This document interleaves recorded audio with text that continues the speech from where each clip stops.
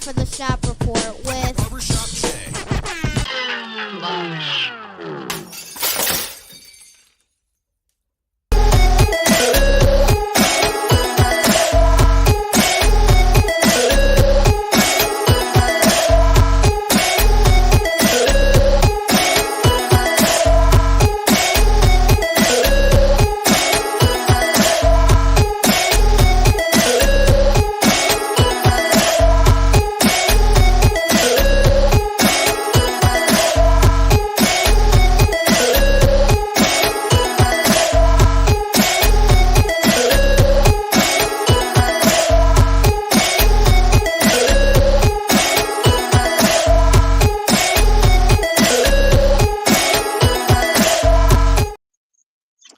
What up, sports fans? Welcome to the Shop Report special presentation of the Turnbuckle.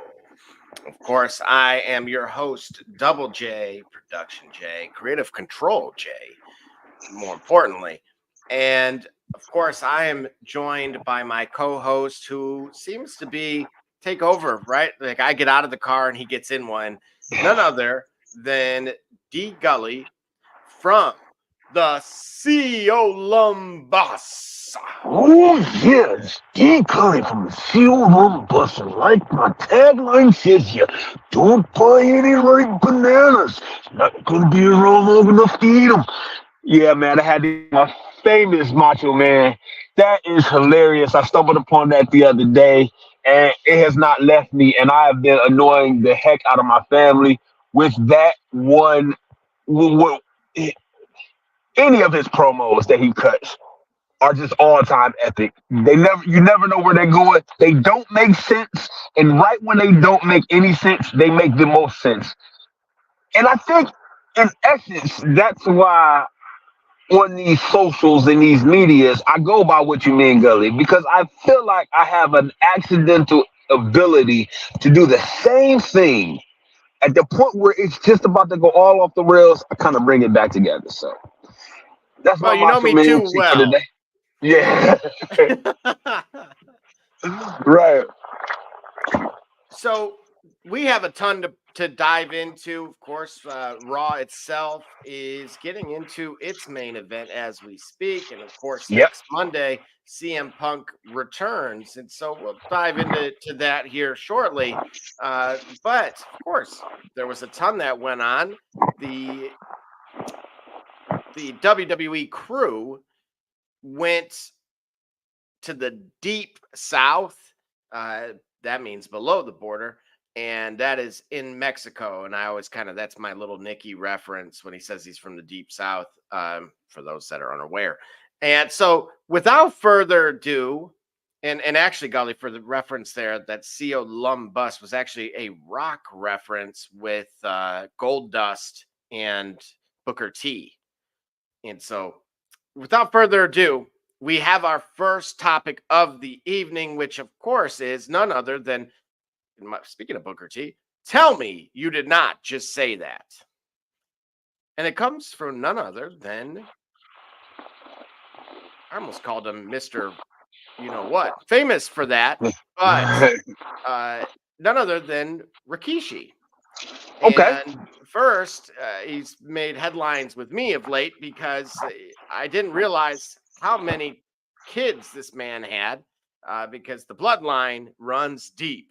And I mean, it's like the Mississippi. And so Rikishi was on a podcast and he happened to say this. What is that we got to do to give Yeet a chance to finally, after 17 years plus, years, blood, sweat, and tears, he gave it to you all, everything, his mind, body, and soul. Wouldn't you think after all these years to finally crown him and make him earn it, because he I'm paraphrasing that part, sure earned it. Crown him as an intercontinental champion or whatever other champion belt they got. And so, as it pertained to his loss, Rikishi goes on to say, that kind of hits a nerve with me. I'm not asking or saying to give this kid a free pass because of who he is and where he comes from. But I mean, again, I'm going to go back to the numbers. The numbers don't lie with Yeet. That merchandise that the Yeet Man has done so much for the company. The Yeet Man, he doesn't have a bad track record. The Yeet Man is not a liability. The Yeet Man shows up to work and does what he does. Gully, take it away from here. Are you digging what Rikishi's putting down? For a large degree, yeah. You know what? He's made me think of the other. What makes a superstar, right? What makes a superstar? What makes a true talent in the WWE or in the wrestling business? And one of the things, or among the greatest assets, is your dependability. He doesn't really get hurt, and he doesn't have any personal issues that greatly affect his ability to be reliable and to deliver the best that he can. I think the worst aspect of him is his singles ability. And when I say worst, it's not like it's terrible, but if you say, all right, here are the boxes that he checks as a superstar, has a talent. He can be a face, he can be a heel. He's better as a face than he is a heel. Um, he does get crowd momentum, great. So he can largely swing a crowd. He cuts a decent promo. These are all the things that he does, great. And for that reason, I had to kind of soften my stance on how critical I've been of him as of late, to a degree. I softened my stance to a degree. He's a better talent, a superstar than I gave him credit for. And Rikishi, his dad, helped to illustrate that, because these are things that when you think about you think about Matt Hardy, you think about Jeff Hardy, you think about others that have, you think about even CM Punk in his first run, or pretty much in his time in the big two or the big three, if you will. Some of the, there were certain detractions from his character or from his overall brand. Yeet has none of these detractions. So he should have an opportunity to sustain or create a legacy with a belt, with a title. Look, I don't disagree with you, and I asked you in the previous week, and that's why I love what we're doing as a program, because again, timing is everything, and we really did dive into Yeet himself and where we thought, like, what was the missing link. And we bring up Mania quite frequently, so I do understand his point, though, that we've seen this with others. We've seen this with Bill Goldberg. And let me tell you about Bill Goldberg. He moved numbers as well, and they put a belt on that man. Fair or foul, it's just how it was, and we can reflect on that and see the bitterness that still exists because of that, and the path of destruction, literally, that lie in wake from those decisions by Eric Bischoff, who's been kind enough to comment on this program. It can be done. I mean, I will leave it as simple as that. I know he's been active today in today's Raw. And of course, we'll dive into that in a little bit here. But I don't know. I have mixed feelings myself that you're absolutely right. Being healthy, being able and willing.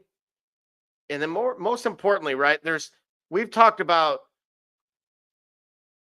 pops and not just reactions, but in the form of positive, but negatives, right? If you're a heel, you're supposed to get booed, but booed like we don't like you, not boo, we want you to go away. And Right. we've experienced both of those. And Yes. with this guy, though, in spite of his performance, we'll say in-ring performance, he hasn't since that match, which I don't know. One of these days, there's going to be some kind of reflection as to what went wrong there. Hopefully, it doesn't take as long as that freaking documentary that was still just. It was not for me. I don't know. I would say just don't even watch it. But What's documentary? The one about the Rock and just that pay-per-view, and it was just. I don't know. It made him look bad, and that's what took so long because of an edit. And it's still, I don't know, kind of like the way that Michael Jordan in The Last Dance said, like, "Oh, now everybody's going to hate me," type of thing. They should have went with that for that reason alone, because I mean, the people that didn't like Michael Jordan still don't like Michael Jordan today. That's because they're LeBron fans. See, you know what? I'm very interested in what we were talking about in terms of Jey Uso, but you brought up something that it's just drawing my attention away, man. You saying that The Rock's that WrestleMania documentary didn't do him any favors? That was what took so long for the second edit. They were supposed to release that months ago. And then it was like, oh, by the way, remember this? We're actually going to bring this thing back. And then what you find out along the way was that it was due to The Rock's own. He didn't like the way that it was cut, the way that it made him look. I don't. Oh. Dude, come on. Yeah. Him, of all people. What do you mean, him of all people? I just feel like his character, he already had a love me, hate me, I'm me. Yeah. But, again, or a love or hate, but you're going to respect type of thing. Right. Getting some additional fuel on that fire, I don't think would have done anything. Instead, it looks worse that it came out with a bad product. Yeah, that you tried Especially to under that polish it. context. Yeah, you got to be basically. If I understand what you're saying, he could have just lived with it and just been unapologetic. Correct. I think he should have, and then gone into a little bit of, if necessary, damage control. Which again, Michael Jordan really didn't. People were more concerned about the Lucia with Michael Jordan than they were about anything that came out of his mouth. He did get more candid the lower that cup got. I mean, that was the only takeaway from that. Great. We got the best version of you in the truest of statements. I have no problem with that. I can live with that. So if that's what we would have gotten out of Dwayne "The Rock" Johnson, who cares? You don't get to where you are being, the nice guy all the time.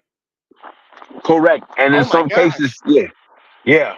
Like who has remained the nice guy and gotten to the levels that Dwayne "The Rock" Johnson? Think about it. In professional wrestling, name somebody who I give you one. I give you one guy, maybe one guy. And you know who that is? They're gonna say Dolph Ziggler. No. Okay. No, because Dolph Ziggler didn't get to that stratosphere of being, like, let's say, carrying a company. Okay. Dusty Rhodes did. And I'm pretty certain they got some. There probably some guys out there, maybe in the nether areas, in the nether realm, that don't have, that have a less than kind interaction with them, or they may not think of them as highly as others. But largely, at some point, you're gonna if you're in that stratosphere of success, if you are in that pantheon or that upper echelon of all-time greats in a business that are not only all-time great performers, but have really been company standard bearers, like Undertakers, Andre the Giant, Hulk Hogan, Ric Flair. I'm sorry, Undertaker might be that one guy. I gonna don't be. think so, dude. No way. Mark Calloway, you can tell, has ruffled a lot of feathers with guys, but that was because of the You think so? relationship that absolutely the relationship he had with Vince was one that he had that man's ear. And for that, his word went a long way. And So yes, wait a minute. So all right. So see, we getting so far off, but this so interesting. Hold on. You mean to tell me that you believe that Mark Calloway was the Silver Surfer?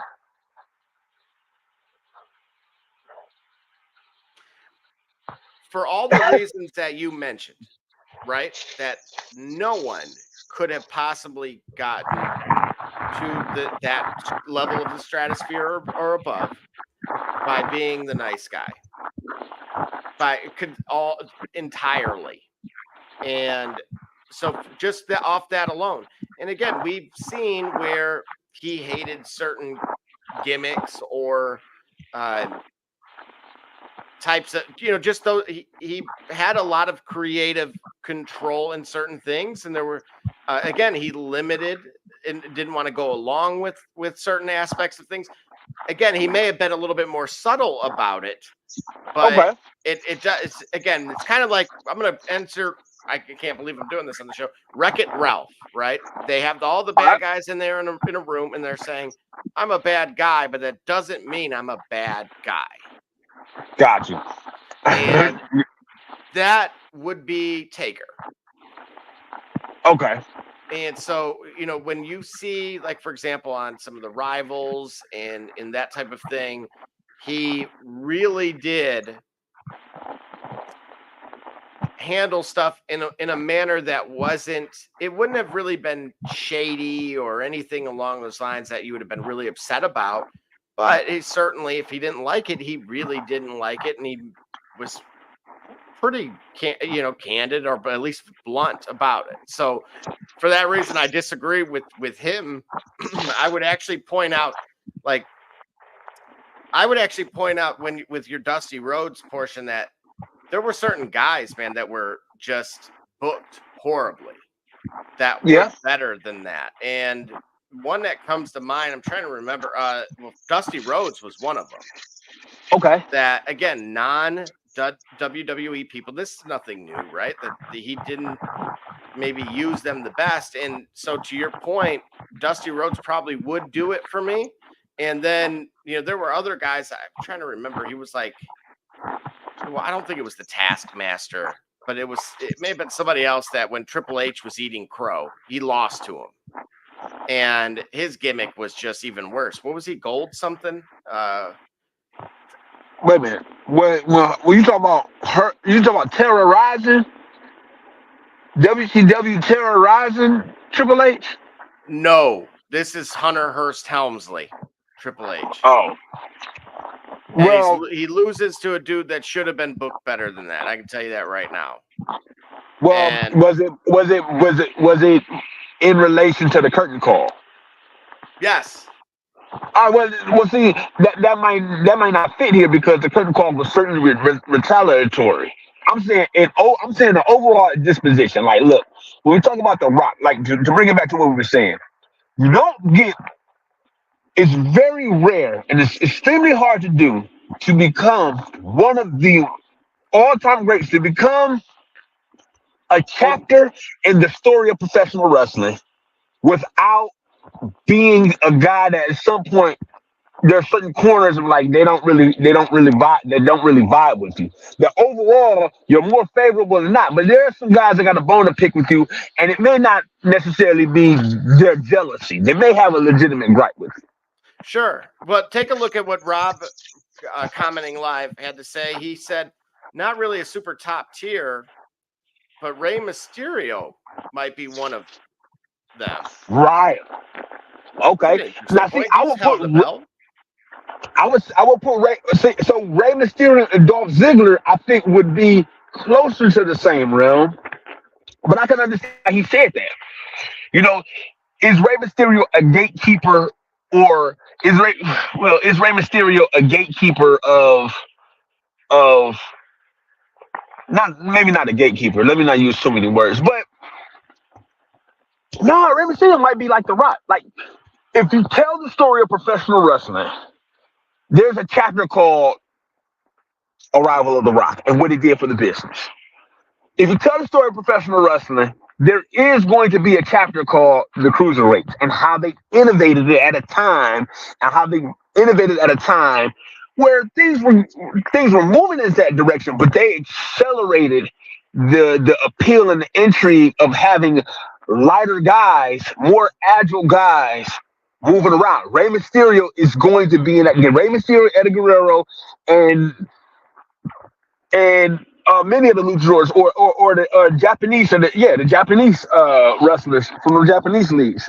So yeah, they they are chapters in the story of professional wrestling, and therefore to become that, at some point, if you're in a chapter, there's going to be some people that are going to take issues with how they're written, if you will. The Speaking of Rock has to know chapters that. Go ahead. and how they're written, our next subject on this matter is none other than AEW's Bryan Danielson. And this is in reference to me. So I'm going to quote him here. Me and Kenny Omega. Unfortunately, we've only had the one match. When I came to AEW, I envisioned having the series of matches with Kenny. Instead, it's been Hangman. And I've learned firsthand how incredible he is. Hangman's the man. That dude's awesome. Huh. Hangman.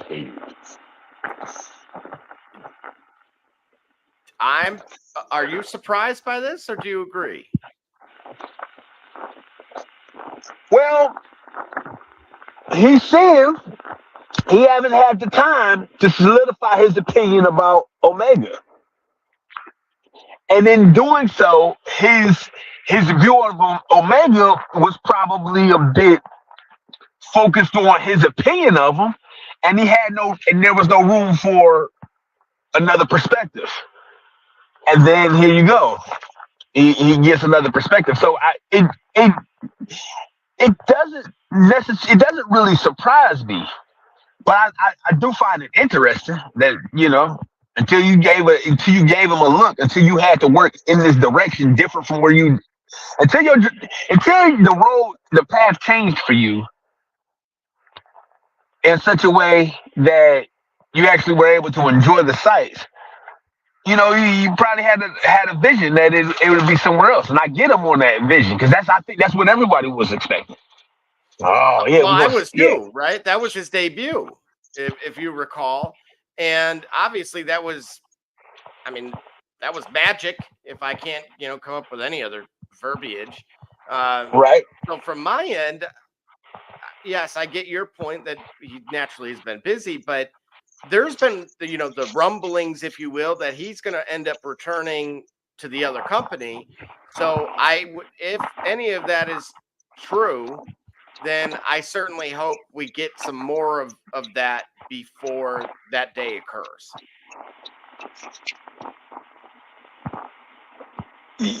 Do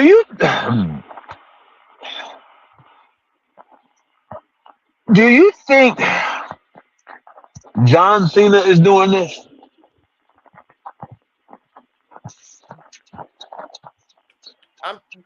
Here's what I mean.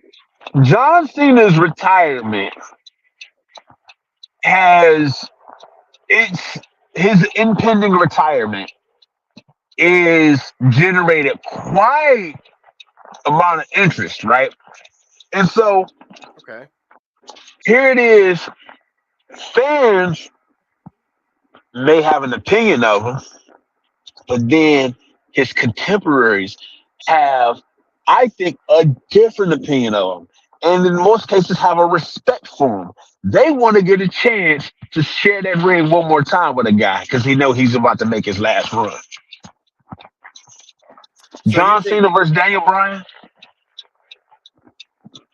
Oh, But you think he would really leave the company just for that? I mean, I could understand. There's ways now, but I don't think, at least between those two, in its current state, that would occur. But it would have to be bigger than that for me. I at least certainly would hope so. I thought you were going to go somewhere in the neighborhood of CM Punk and Daniel Bryan again. Oh, well, that can happen. Well, I mean, you think about it. Because see, Daniel Bryan said he don't got many years left. Right. I mean, part of that, if you once upon a time had nothing to do with him and the decision-making process at all. Right. So, with a new lease on your professional wrestling life, knowing that you can, sensing that you have some control over it, before the sun sets, you might want to go spin the block a bit with guys that you have a great respect for. Like, how many matches did CM Punk and Daniel Bryan have in AEW? Not enough. Right. That's what I mean. There's a number of ways that we could go with that. And speaking of number of ways and bringing things back that were old and making them new again. Whoa, Halloween Havoc. But in that jack-o'-lantern, you see NXT. Yeah.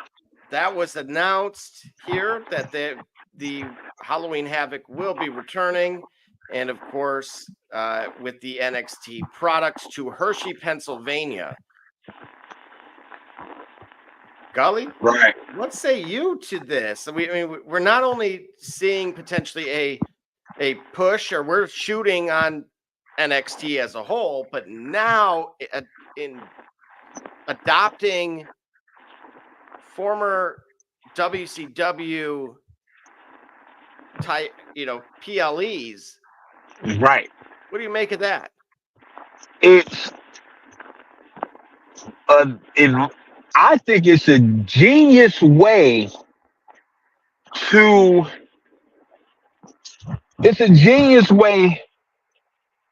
to help advance NXT as a brand into being more of a sibling than a developmental territory.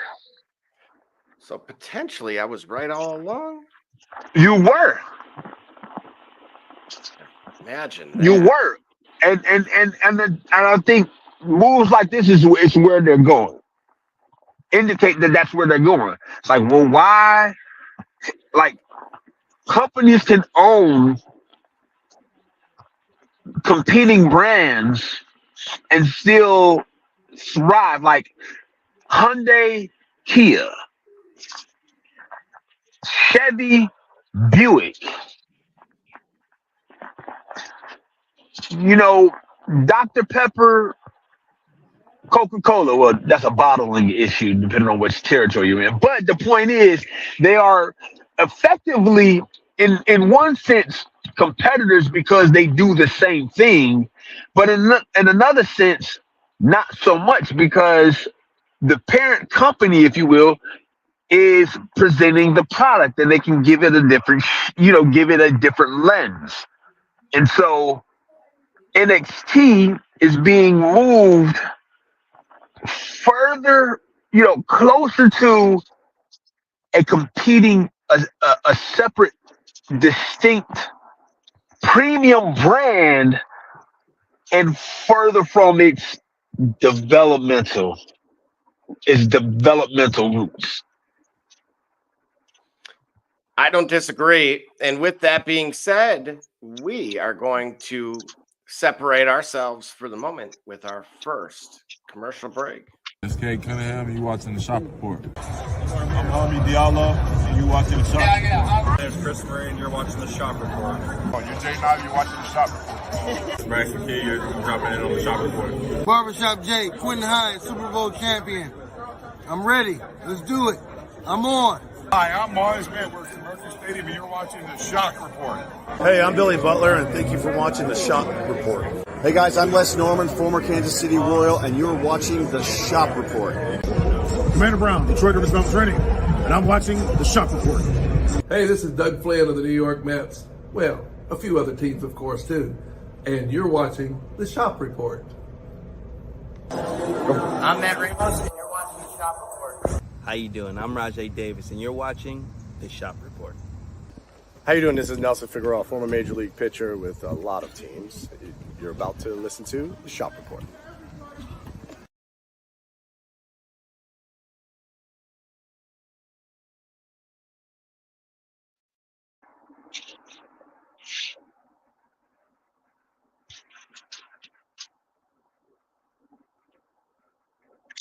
Our next segment is part of the last segment, which is tell me you didn't just say that. And really what it stems from was the Pat McAfee show. During his show this afternoon, a tape was delivered. Of course, it being a VHS, so it could only be from one particular group, and that is not Disney. And so inside, of course, the contents of that tape was none other than Eric Rowan. And so I'm going to read to you some of the captions of this. It goes, "How have you been?" His response, "I'm not going to lie. These last few years have been very, very hard. You know, I used to have a family. We were unstoppable, inseparable, always had each other's neck. And one day, it's just the whole world changed. I lost a brother, the person in the world who believed in me more than anybody else. Just when I had thought everything was going fine again, my other brother is gone too." He then displays the sheep mask. "How does that make you feel?" "It gives me hope. You know, when I was at my lowest and it reached out to me and pulled me out, and I accepted it. I knew I needed it. I got out, and now I have purpose in my life. This reminds me about beacon of hope. Who's going to miss me? I'm just Rowan. We missed you, Rowan."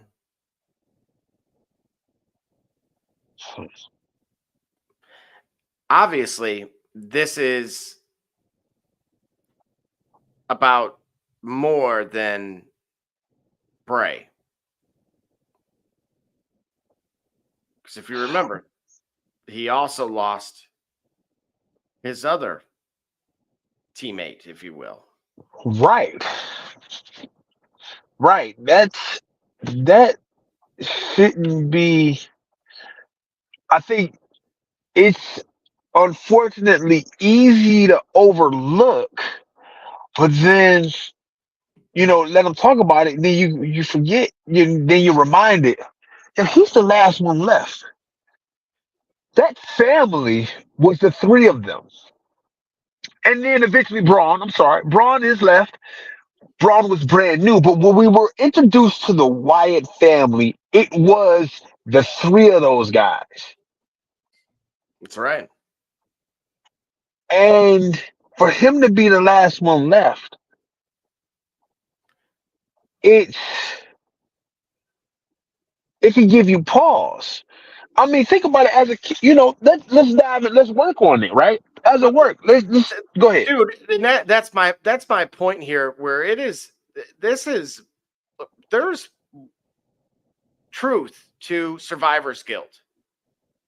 Yes, and in a real way, right? Like, we're not just shooting on this as a fiction, and this isn't a cheap attempt to gain some kind of ratings or anything like that. I believe, again, I've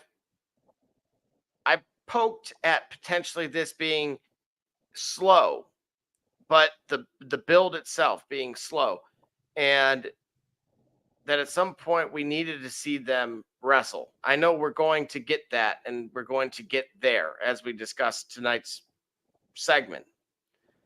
But there's truth to his that if the others are fiction, his is fact for me, and it does make for incredible cinema. But yeah, I don't think, to me, just like Bo Dallas, I don't believe there was actual like that. I don't.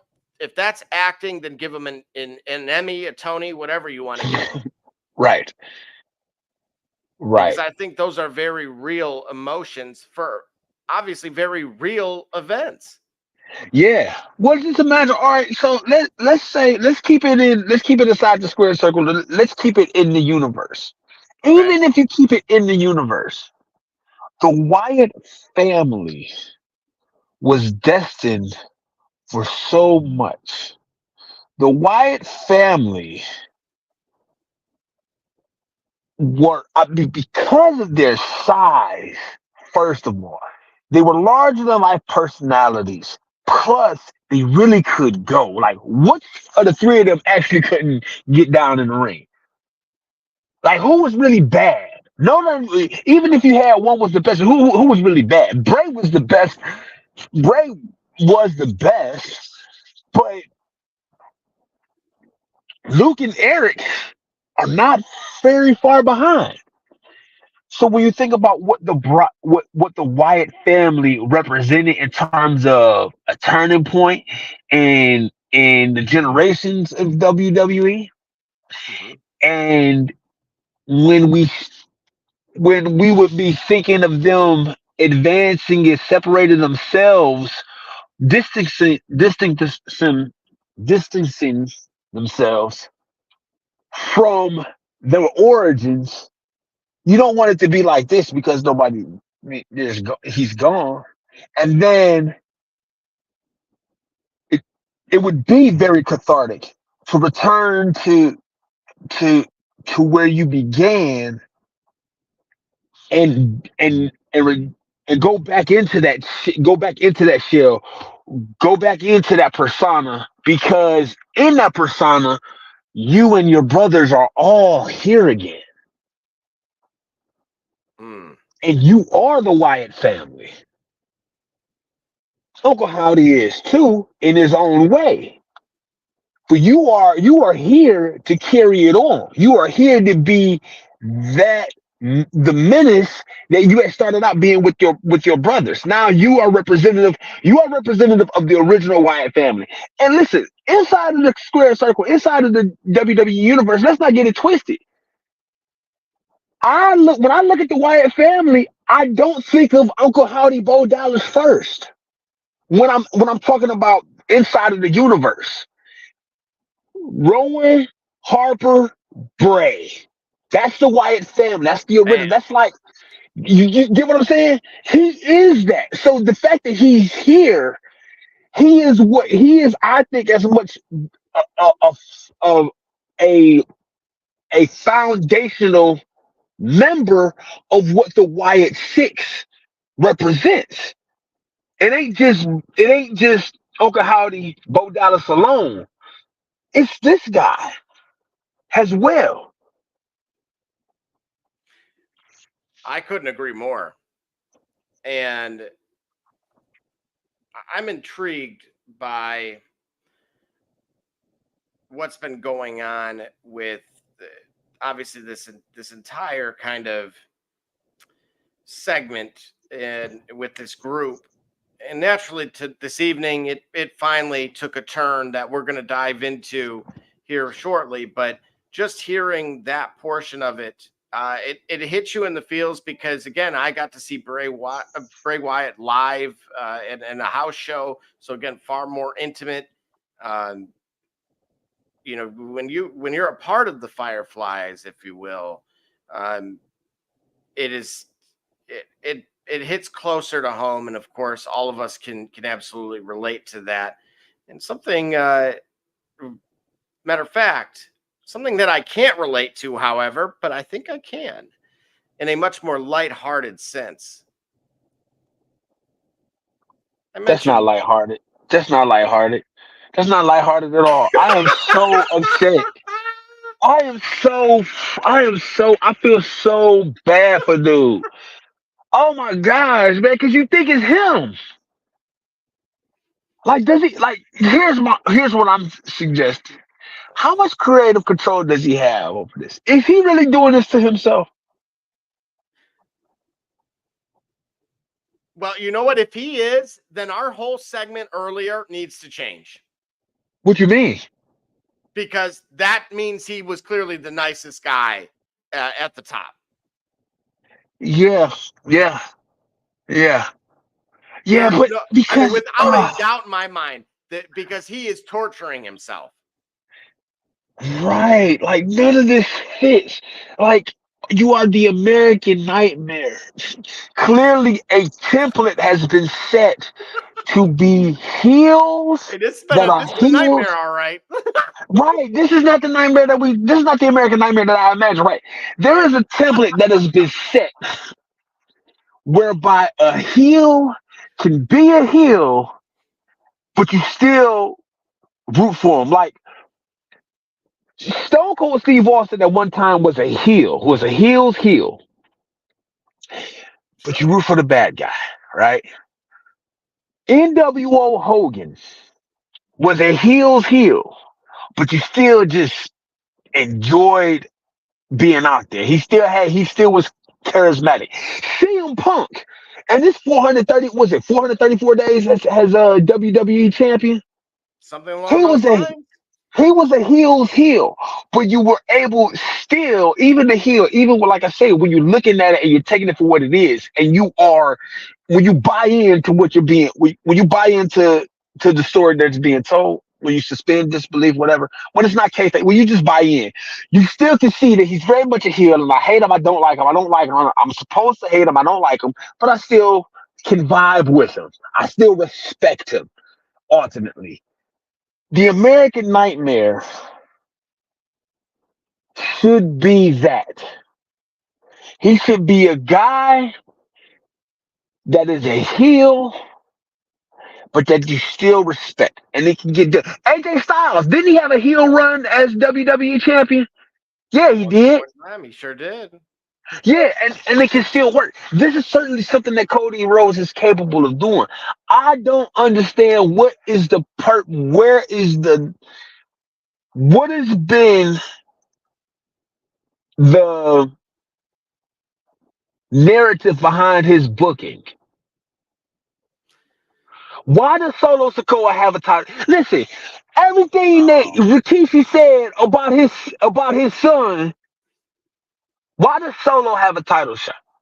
You don't think Solo's earned that at this point? He's pinned the man. Absolutely not. Hang on Absolutely a not. second. And this is what I was going to ask you, because you know what? You see it right there in my caption and subcaption, I guess, below my title there. Yeah. Now, I am not the actual puppet master, but what if Solo has a puppet master? Has that came across your mind yet that is making him so deserving of this? And I believe it's none other than Dwayne "The Rock" Johnson. That would be about the. I'm trying to make sense of it all. I think right now what's going to occur, I'm shooting on this. SummerSlam, Cody, Solo. It's the return of Roman. But if you remember, Roman was deemed unworthy. Oh, wait a minute. By who? Wait a minute. SummerSlam, Roman returns. Cost Cody the title, give it to Solo, and then Roman says, "Now, this is how you're supposed to help me. You couldn't do that. Let me show you how it's done. Now, I am the tribal chief because I show you how to get it done." Then in October, Roman gets that title right back. Leads up to John Cena's retirement. John Cena wins the belt for Roman, and Cody Rhodes gets some time to gather and recompose himself for the next eventual time as WWE Universal Champion. So I'm gonna disagree a little bit here, and I'm going to say that it's not John Cena, but it's The Rock that goes against Roman. That we ultimately see Bloodline v Bloodline, which is worthy of its own show. Yeah, because that was the matchup that was trying to be force fed to us. Now at a point, now I can see that now because it's not interrupting a narrative. Maybe that was the whole point. don't put Cody Rhodes in a position where you're telling us one thing and doing another. Because clearly the way you booking them with chickens being in the ring as a result, you ain't got to worry about him not winning the title. It's okay. It can leave now. Right. Now it's reached that point. And which leads into my next question, because obviously I'm shooting on that angle. Was this the worst title run ever? Not, it's one of them. It's like Kofi Kingston's run. We've had short runs, David Arquette runs. I'm not, that don't count, bro. That'll never count. Ever. It shouldn't, but it does. All right. Well, he went backstage and asked Booker T how many times he's won that belt. Yeah. That's when he knew he blanked up. That's what he knew. That's how he knew. I love it though. I love the fact that David Arquette he had some sense. Strangely, Can that it you was him imagine? of all people. Right. Can you imagine you winning that? Like that's a dream come true for anybody. But that's just like me going to a house show in Columbus and something happens and like I win a raffle to compete in a match. Is by hook or by crook, I end up universal champion. And I gotta walk to the back of the locker room and pass Gosh. AJ. Hey, even past Solo. I gotta walk past those guys on the way to my car. I couldn't do Yeah. it, dude. I couldn't do it. But you know what? Remember, I don't even remember. What was it? I know what you did last summer. I don't remember exactly how we got there. But, Man. I mean, Officer Doofy wins the freaking title. Right. Which, by the way, sidebar on a sidebar on a sidebar. Right. Scary Movie was actually an intelligently written film. That was actually a pretty decent plot twist. I mean, we could totally table this thing for Saturday. And on the level of Shaun of the Dead. Interesting. Well, I never thought about it in that context. Smartly written parody movies.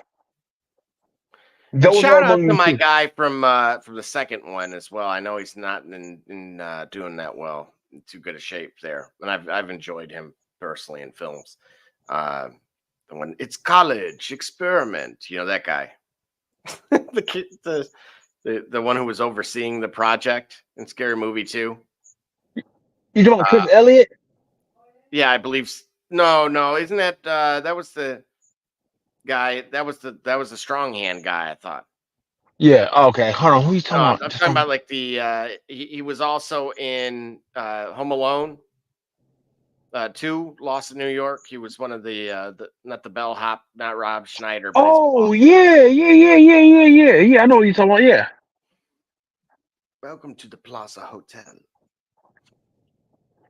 Oh man. Oh yeah. Right. Because people been getting their tickets. Yeah, a few people got their tickets. Chicago, though. Here we go. The Plaza Hotel. All right, man. My bad. I got it. Back to rubber chickens and I don't want because I want to leave. I want to leave. This is not what. When we listen, I told you shouldn't have been caught finishing the story. But this is what happens when you finish the story at WrestleMania. Dude, why at Crown Jewel did they not give him that belt versus Logan Paul? Now we're shooting on LA Knight. We're shooting on Solo Sikoa. Again, look at what SummerSlam is all about right now. I mean, we broke down the card previously, And Yep. your mid cards look really good, but your main event looks really bad.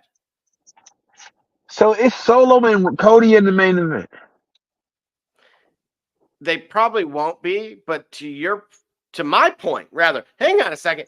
We'll 180 this thing real quick, and I'm gonna celebrate this once again because now, thanks to Cody Rhodes, thank you, Cody. I don't know if maybe Brandy's watched or something, and thanks to her brother.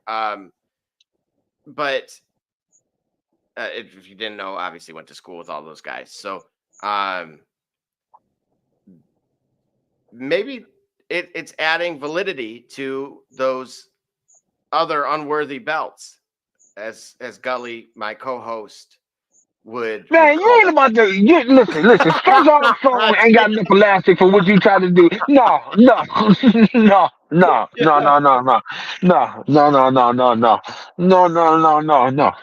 ain't about to. Nope. Ain't no way. No way. So Mexico calls Dominic Mysterio Peso Ploma, and we get rubber chickens for champions. Can I just say we need more international shows? Yeah. Because they don't hold back. Take notes. The Copa America also showed us, what the international audience can do. Woo, by hook or by crook, as Barbershop Jail said. Right. Man. And but with Cody, this title run for me, it's unbelievably incongruent. It's bad, dude. It's I feel bad. Like I do not want to pick on this guy because he's too good of a guy, and at the same time, he's capable of. This is what I'm saying. It's not simply because he's too good of a guy. He's capable of more. Like, understand this. This is my feeling about Cody Rhodes. He hated Stardust. I loved it. you did. But because he has a talent as a wrestler, he to me he pulled it off. I know he hated it, but what I'm saying is he his ability shined through, and I can see why Stardust is the reason why he left, so that way he can be more true and honest to himself and more effective. But that's what I'm saying. That's why I like. I know how capable he is. I don't understand this title run at all. I don't understand why the bloodline is even able to compete or be within vicinity of the Universal Championship at this point. It doesn't make sense to me. I think I disagree. I think Solo's earned it at this point. I'm shooting on Solo now. Name Solo's 5 best matches. I won't do that. But I will say, I know you won't. I know you absolutely won't. I know you won't. I know you absolutely won't name his 5 match. Name his 3. Well, you know what? I think they're coming. Name his 3. I think they're coming. The first. No. They ain't coming. They gotta already have been here. Name them. Well, I would just name one, and that's enough for me, which is him pinning clean. Maybe not clean, but he pinned Cody Rhodes. If you was going to listen, you should have told me if we was going to work on this. If you were working this, then you worked a masterful job, because I'm about to shoot something. All right, listen here. That's what I do. That's what I do. I am going to when you think I'm going left, I go right. Come on, man. That pinfall legitimizes nothing for me. Well, Randy Orton has once again reiterated that he will always have Cody's back. Yes, he will. Maybe Randy Orton, by having this back, will stab him in it, take the title, and then have a meaningful run with it. Because I'll tell you one thing for sure. I don't think Randy Orton's going to do the job to Solo. I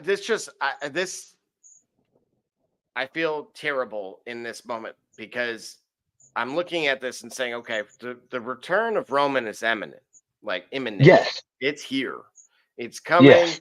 I've seen the social media stuff. He's in the gym. He's getting ready. So does his cousin walk away with this thing? I don't know. But if he doesn't, then Cody is not put out of his misery, because it felt like, look, we're going to give this thing to you.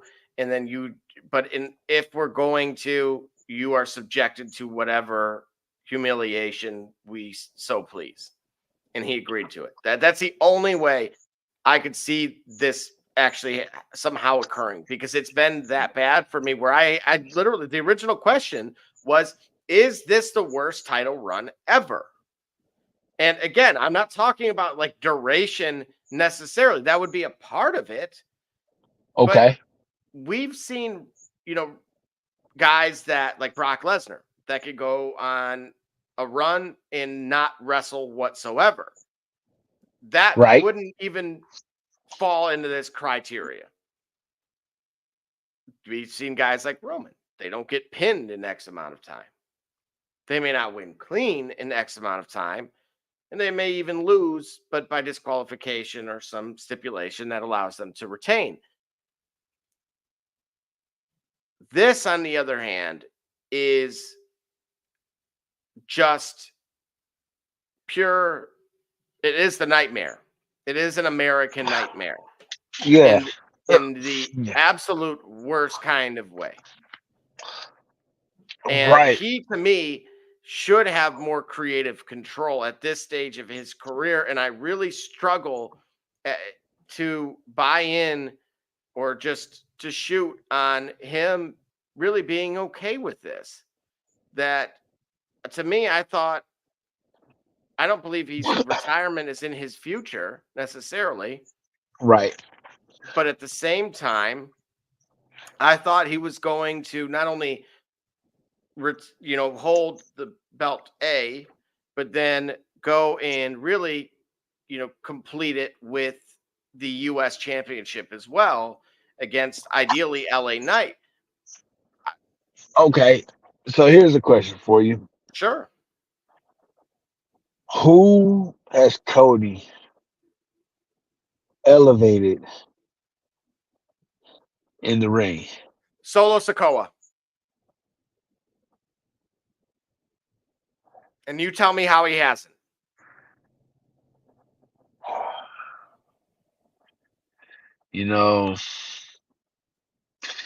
My mama said a hard head make it soft.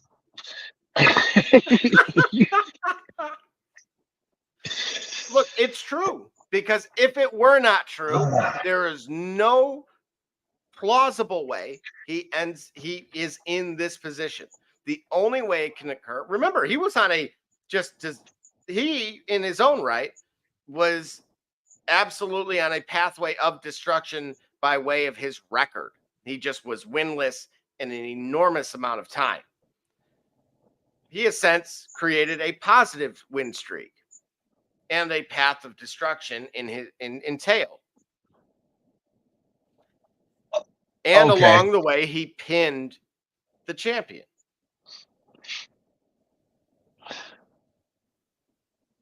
Not sure if you can see that comment there. Miss Salva weighs in saying, Gully with Mama says, sounding like Waterboy. Yep. You know what? Vicky Valancourt, okay? That's all I gotta say. Oh, we should cut the commercial break. Shop. No problem with that on my end either. All right. So, yeah, lastly for me with Cody, again, if he were to, let me ask you this. If he were to drop the title. Yep. At SummerSlam, again, we'll call it interference. So maybe not clean. Okay. Which, if Solo beat him clean, I'll give you both scenarios, right? Roman shows up, it distracts him, he gets pinned. Or he gets pinned clean, then Roman shows up. You tell me which outcome of those two scenarios would be worse, and what, now that we would be able to cap his title run, would it change your opinion on where this ranks as one of the worst all time? Number A. I would choose option number A for a dirty pinfall to relieve Cody Rhodes of the Universal title. Like I said a short time ago, I felt like that would be a uh, great direction to go, a compelling direction to go, to have Roman interfere and then has a point of contention to help to understand. Listen, when I say help, or you need to understand what the assignment is. The assignment is the bloodline walks in as champion and the bloodline walks out as champion. You need to make sure you get it done. Clearly, you didn't do that, so I have to show you how it's done. And since I have to show you how it's done, I need to show you how to carry a belt. So I'm gonna challenge you for that. Interesting. And that's how you get it done.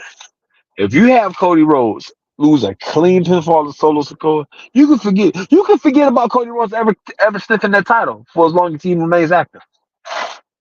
And that's the thing. I really do believe, I think this is it for him. I think after this, you will see him in your mid cards, attaining and closing the having that aforementioned metaphorical the end on his career. So you're suggesting that then?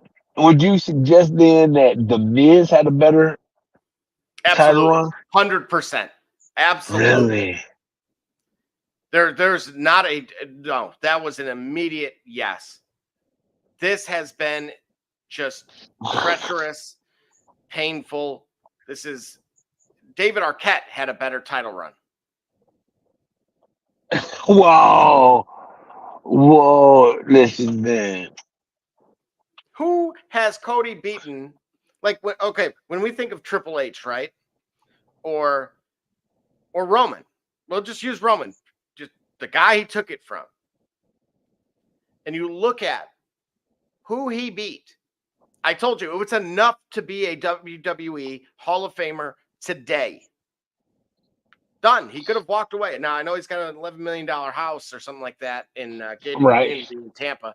So probably wants to stick around a little while longer. But there's a list there. In Cody's case, yes, there's longevity. And yeah, there were good wins, quality wins along the way. But in terms of this particular title run, other than him having it, I think right now you will have to go through the record books and then reevaluate and find a additional 4 that it could truly compete with again, and not just duration, but also quality. And in terms of who you even suggested, who he elevated. Yeah, man. Go for it. I just still find myself going back to the point of, this is not the story that anybody is interested in.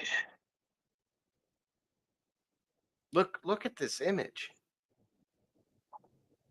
Yeah, it's painful. It's painful to watch. Mick Foley got 500,000 plus to switch the channel to watch a pre-recording of him become the champion. And our current champion has rubber chickens. Do you blame, how much of this is on Triple H? A great deal of it because he's the head of creative. Is this Vince?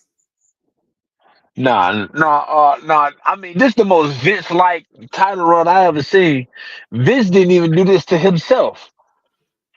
This is my you okay? You okay? Oh, I've said David Arquette's name more than I think I have in my lifetime. right. In an hour and 5 minutes of this show. Yeah. And I'm saying it in a positive way as it pertains to pro wrestling, which I couldn't, if you would have asked me prior, a month ago, or maybe a few months back, could I have done that? The answer, absolutely not. Right. I can't believe I'm here right now, like echoing these words. I'm hearing Right. myself, and it's nearly paralyzed me. This is. I'm going to leave it at that. I'll let you kind of close this thing out, and we'll go into our next break. I'm shook. I am honestly shook. Your Yeah. final thoughts. I hope before the sunset of his title run arrives that he does have a match worthy of the work ethic he's put in building that brand. Um, that's all I got, man. Yeah, I don't even know what to say. Like Jay-Z album, man. What more can I say? And with that, we turn our attention to our sponsors. Stop flagging my stuff, man. It was royalty free. I'm Jordan Gudeman, and I'm the founder and CEO of Eddie G's Cookies. I was first diagnosed with a nut allergy when I was young. At the time, there weren't a lot of labeled items that said if there may contain nuts or there are nuts in the food, so my brother and sister and I baked a lot at home, and we enjoyed treats from mixes and things like that, but I noticed that it was not the same as what my friends were enjoying, and I started making my own recipes. When it was time to pick a career, I decided to start a bakery so I could share my treats with everybody else. When I started creating my recipe, I was taking in all the things that I thought I was missing out on. A soft, chewy center, a crisp outside crust, and a taste that is just like it came out of the oven at a bakery. When I put all those things together, I had come up with a recipe for a dream cookie. Eddie G's Cookies only uses the finest ingredients. We have all natural flavorings, no preservatives, and every cookie is made in a nut-free environment. The best part about Eddie G's Cookies is that they can be delivered right to your door. You can share them or not. We won't tell.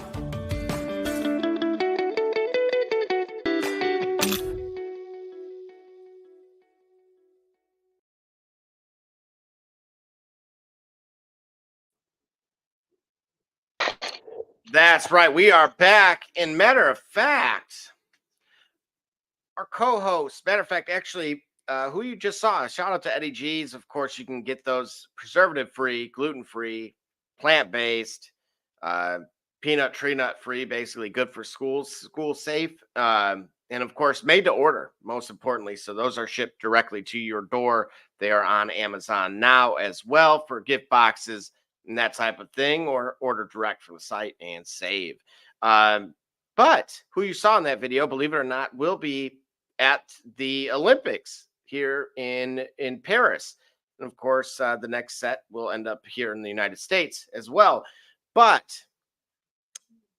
actually, it was really interesting to me about not your traditional gymnastics, but rhythmic gymnastics and potentially some hierarchy, oversight, corruption potential. So keep an eye out for that.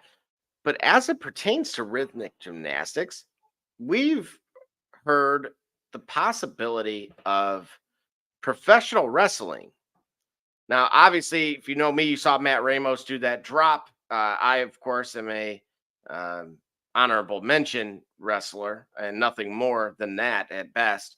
And the real wrestlers in college, of course, go to the traditional Greco-Roman, but pro wrestling has been considered being added to the card. Of course, we have breakdancing as our last show kind of went through all of those different options. But Gully, if you were in charge of the Olympic Committee looking at different things that could be added, do you like the idea of pro wrestling? And if you were to shoot on that, how would you go about judging it? So,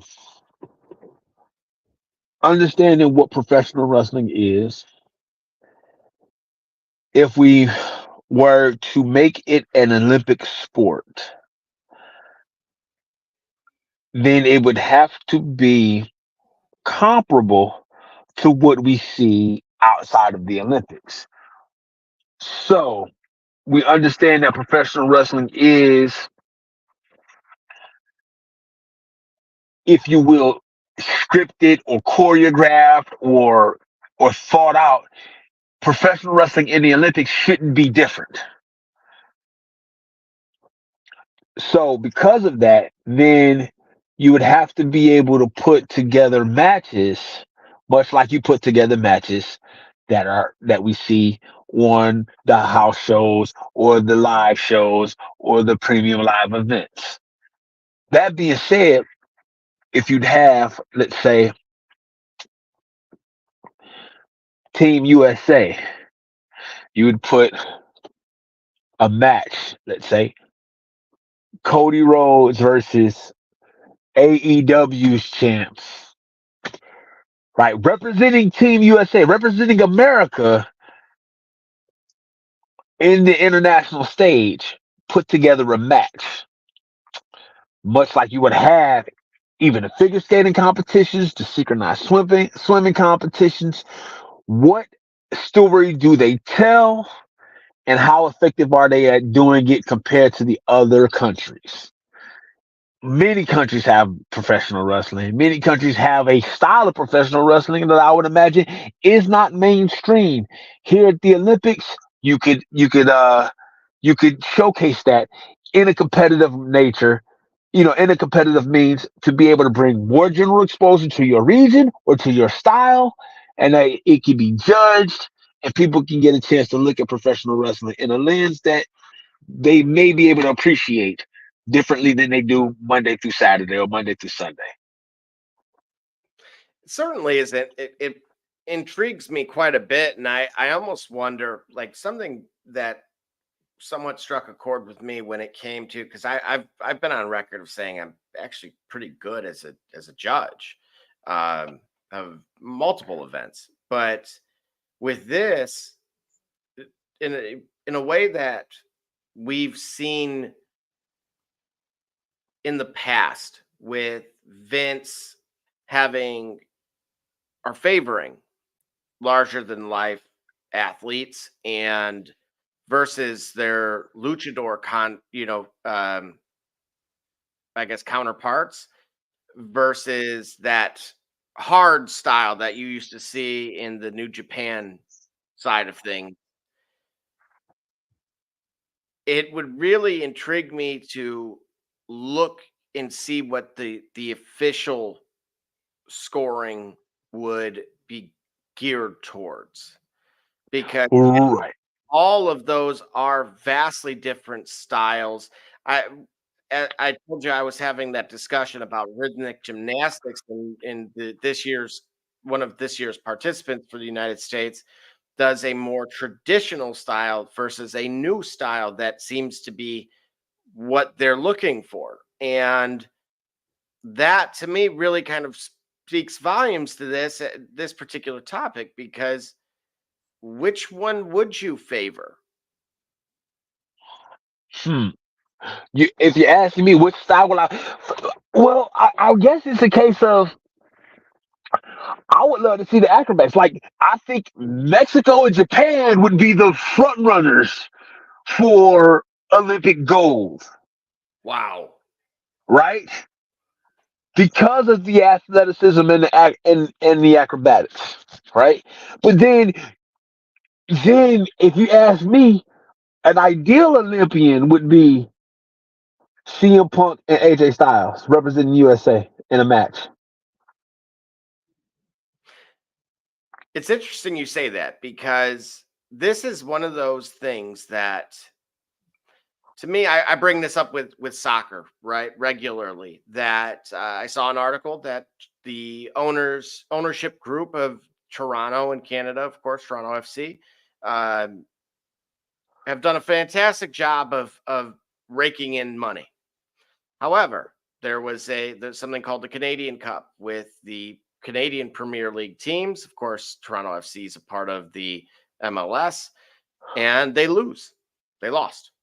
And we have a cup here in the United States that is of course open to the other teams within USL, NISA, etc.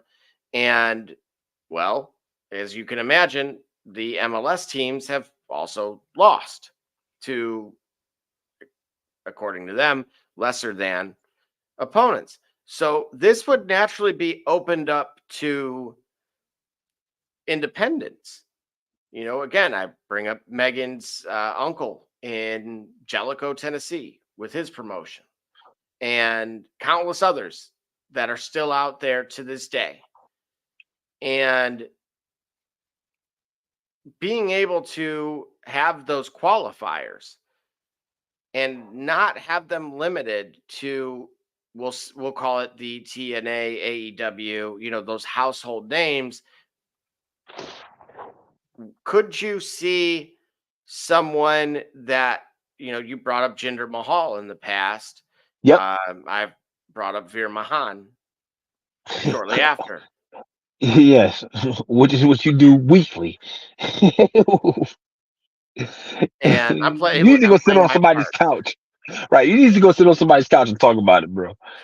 And, interestingly enough to me is, just because they're not John Cena or The Rock with charisma and the ability to sell,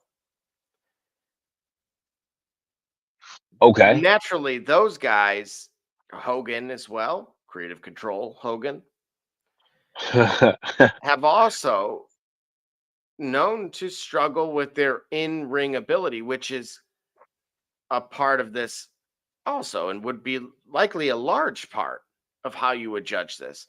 So would you be okay with not only the participation in qualifiers, but Okay. this is my fear, and this is how I'm directly relating this to current, from what I understand, current pulse of rhythmic gymnastics in this country. And I'm sure it's not limited to that, but favoritism to those household names. Okay. But would you be okay with, again, qualifiers, if the US could only send, we'll say 2, right? And maybe have 2 alternates. If they had sent someone that was not affiliated with those 3 promotions, would you have an issue with that? If they were unfamiliar with those 3 promotions, Yeah, unaffiliated. unaffiliated, no, I wouldn't have a opinion. I know that's where it can get dicey for sure. But in the spirit of, let's say, having having a system of judges where you're not looking over the court over at a guy, you don't have bias there. I think it makes sense to have judges that are unassociated with a brand, but they are fans of wrestling itself. And that's the interesting part for me, is I would be in fear of it being literally 3 guys that have direct ties to those 3 brands, and that you end up with some combination of that, and it ends up feeling very, very biased and that Yeah. you're not really sending your best. You're sending it becomes a Derek White situation where you would look at this and say Nike stock is down, so the best thing we could do right now is not add Jaylen Brown, but instead add another Nike athlete in Derek White.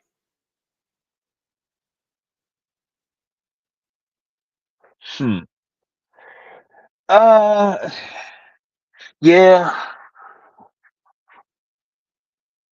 All in all, though, I think if you're talking about you being able to showcase your best, I think you would still end up getting your best talent and actively going for your best talent. I'm going to ask you because I brought up Hogan, I brought up Cena and some others.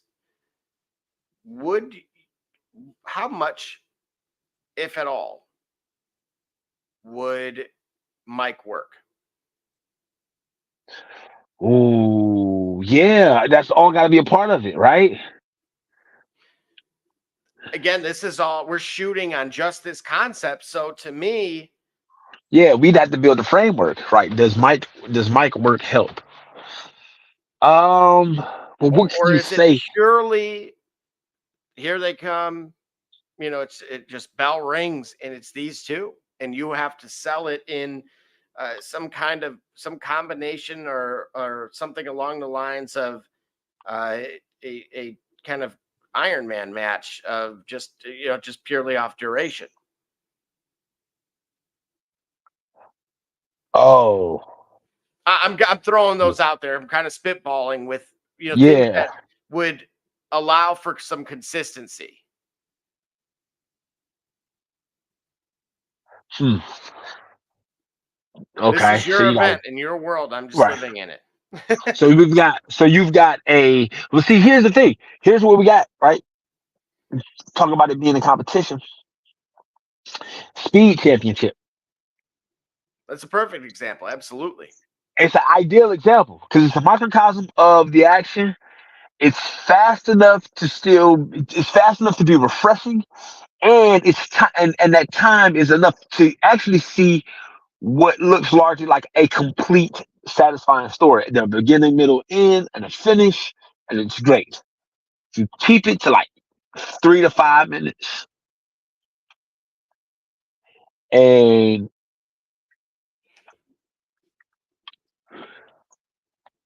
each competitor has to cut a promo. You evaluate the promo.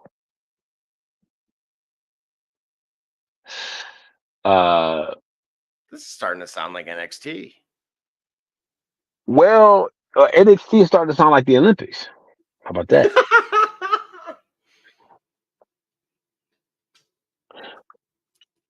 Yeah, I think it can work. I do too, right? We're getting Halloween Havoc now with NXT. Yes. We have a speed champion. The framework is really there. To be able to do it in like you said, in a very brief yet thorough. Again, you can have some kind of vignette even. I mean, you could really line up all three of these. Like, let the vignette could then lead to them cutting their own promos in ring, and then actually leading to a match itself. I mean, like you said, it would be a full story in a shorts type of way, and you would still be able to then. Now, here's the thing, though, right? We've been very critical of people with botching, and I could easily see that occurring in some way, shape, or form. And my goodness, I think this would be more pressure than Mania. It would because you have the whole world stage watching you, and you've got and then because it's on the Olympics and it's at a time where people are watching the Olympics, you have more cynics and negative naysayers that you can convince or you can turn around. But that job is you have to handle that. So it's a much more I think it can be a much more intense exercise for each wrestler. Could you imagine you're in an Olympic stadium, right? And I just brought up our international audience. Getting a what, or in France, singing a song during this occurring. And so, simply put, it gives us a lot to chew on. And Yeah, it does. we're going to then now dive into, I'll get your final thoughts on this, and then we'll dive into tonight's Raw before we head out for the evening. Okay. Yeah. Overall, man, I just think it would be actually pretty interesting to give it a try. I agree. To give it a try, to give professional wrestling a try at appealing to the masses. And then from that they can learn what actually works or not. So it may lead to some usable data for the rest of the world to go in and implement based off the trends that they see, implement the trends that are happening in the different parts of the world to make a better product. But I think it can be done.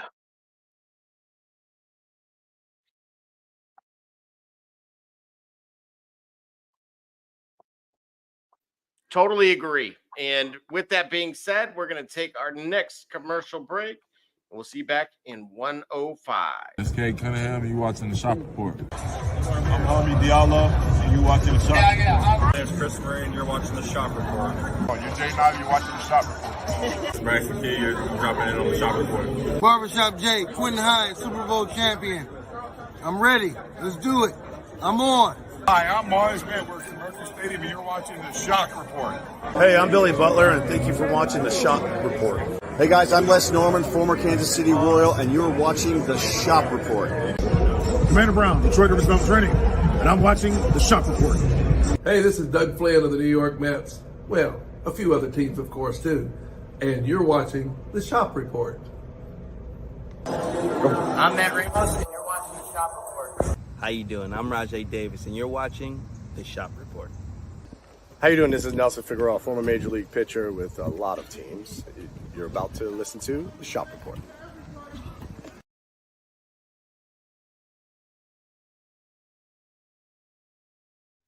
What it do, sports fans? It's your man BSJ from the Shop Report. And guess what? The shop is now open for business, baby. If you're on Facebook, go to our fan page, The Shop Report, click on more, and then shop to view all products. Or if you're on Instagram, click on the shop tab to see all our products. I mean, what you want me to do? I'm selling merch here.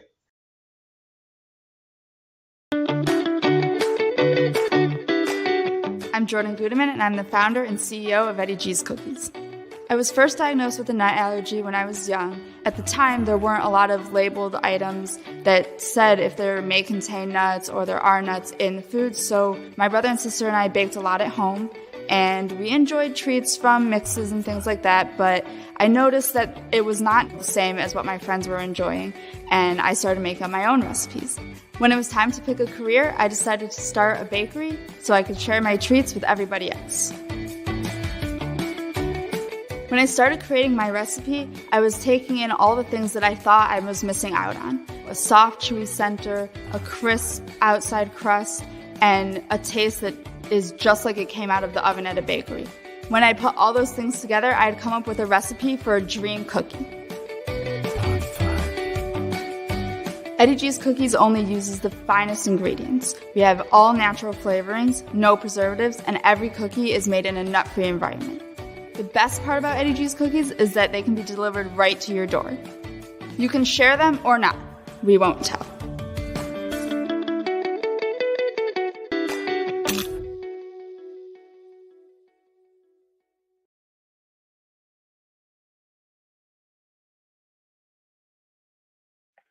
All right, and just like that, we are back in better than ever, and we have, of course, our next guest on the show, and that is none other than Mrs. A herself, and we are going to be talking about tonight's Monday Night Raw. So, first and foremost, welcome as always, and to kick off tonight's Raw, Mami is back. And of course, we got a taste of that just a few short days ago. But when she and Dominic were having a little public unkumbaya, if you will, none other than Liv Morgan jumped on. And of course, what we're going to see is Rhea Ripley versus Liv Morgan for the Women's World Championship being set for SummerSlam. And of course, with the rubber chickens that we brought up a little earlier with Cody in Mexico, Liv had this to say. Sorry about the voice. I had a long weekend in Mexico, and I've always been known to be quite the screamer.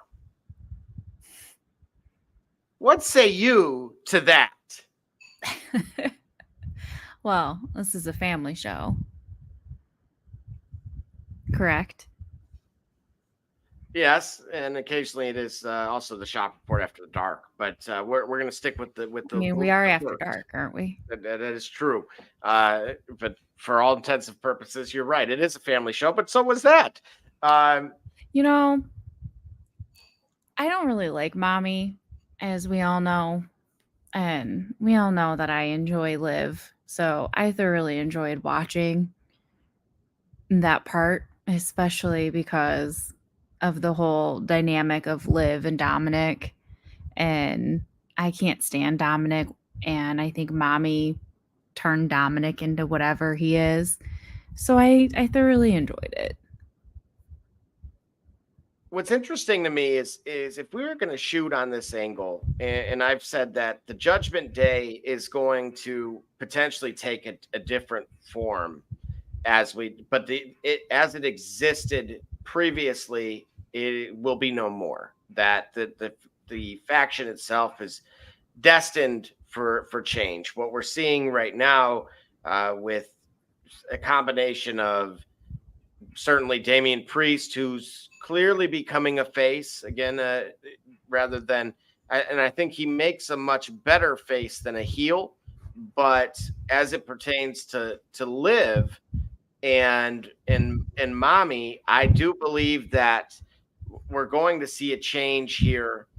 And we welcome Gully back as well. And Gully, just to reiterate the topic here, currently, it was, we just had Cody's segment with him in Mexico, and earlier in this evening's Raw, when Dominic and Mami were trying to patch things up publicly, Liv did interrupt and said, sorry about the voice. I had a long weekend in Mexico, and I've always been known to be quite the screamer. I'll ask you, what you say to that? This is 5 months prior, 5 months shy of Raw on Netflix. Ooh wee. So well. We're set now. It is locked in for Liv and Rhea for the Women's World Championship at SummerSlam. Yeah, you think? I don't know if Rhea's walking away with that though. But is she going to? Do you agree that regardless of first of all, Liv's became a star from this? I will not. Her light arguably could not be brighter. Right. But the Judgment Day as a faction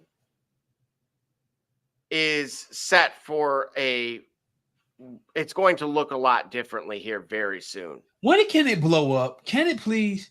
I don't think it's going to me, this is like, I don't know, almost like it's going to kind of be like water in my best Bruce Lee?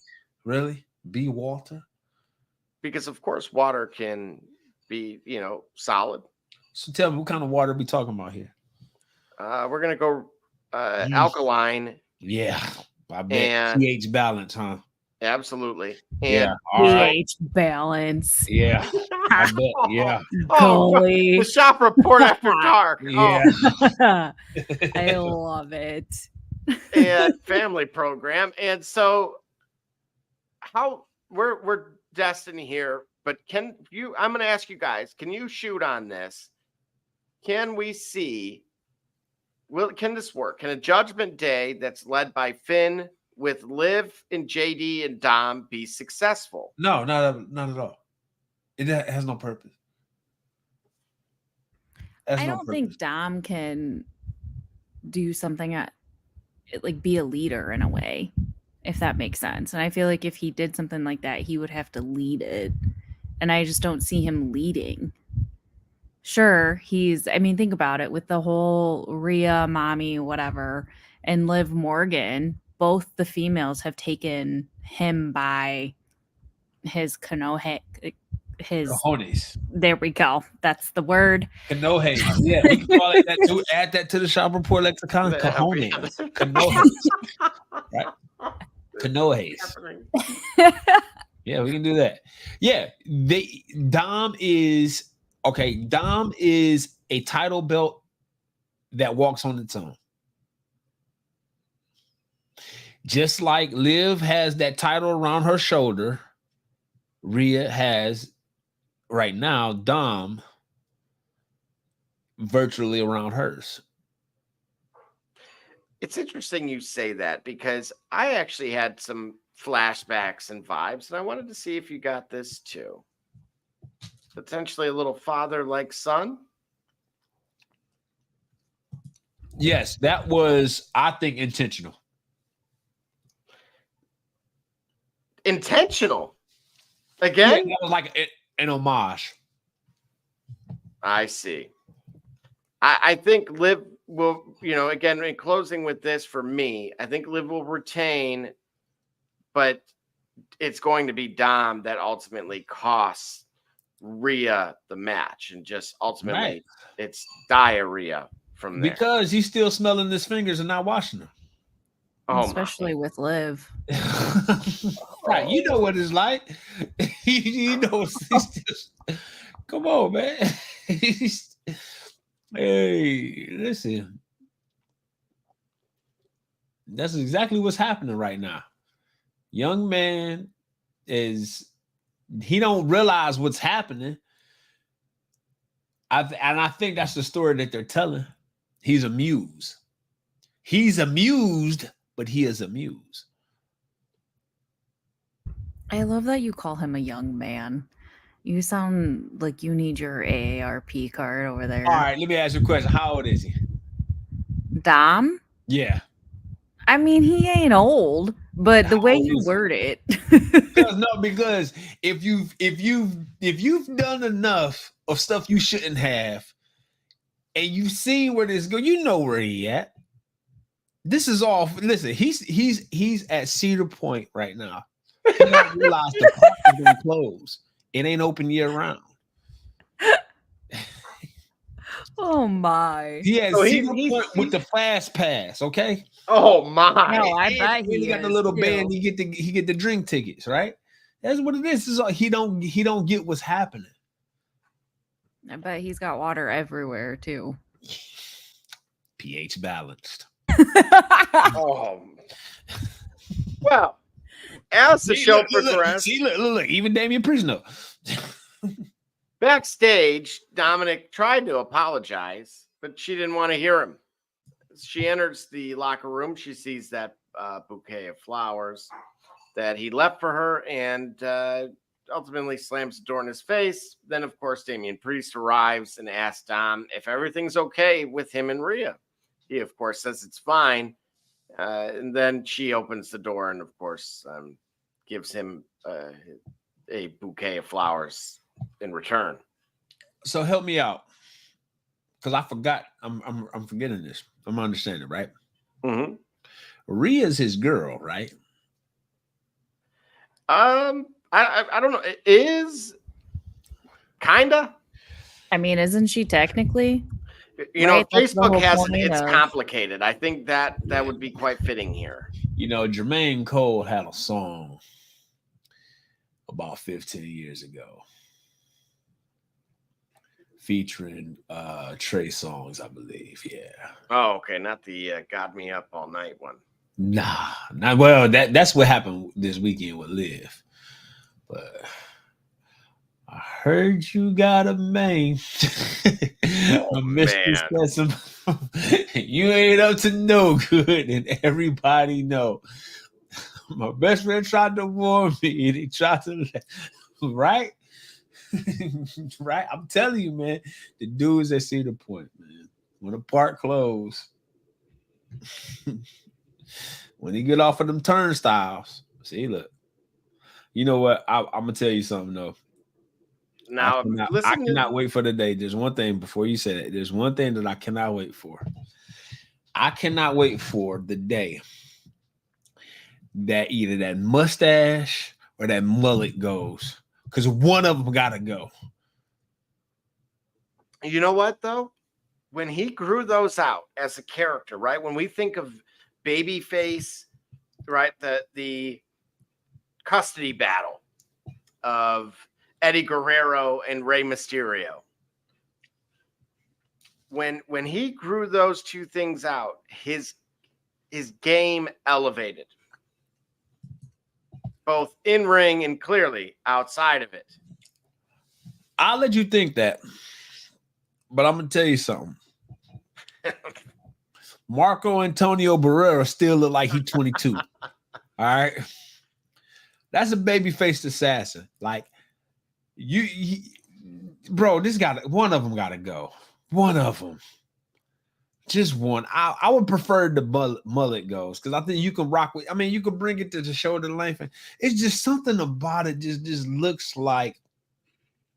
You said it yourself. The homage, it was intentional.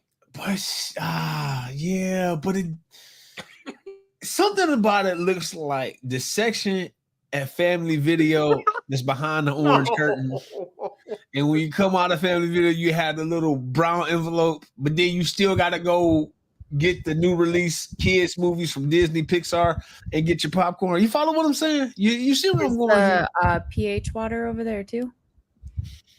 Hey, this man's got that alkaline. Okay. Oh, He got that alkaline. what is happening? Oh. So, speaking of King Yeet main event, Jay says he hopes Rhea is single and ready to mingle. Ooh. He wants to holler at her and hit her with a yeet. Dom, of course, takes offense to this. Oh, Priest really? He got tells some nerve. Yep. Priest tells him he can't let Jay talk about Rhea like that. He needs to defend her honor.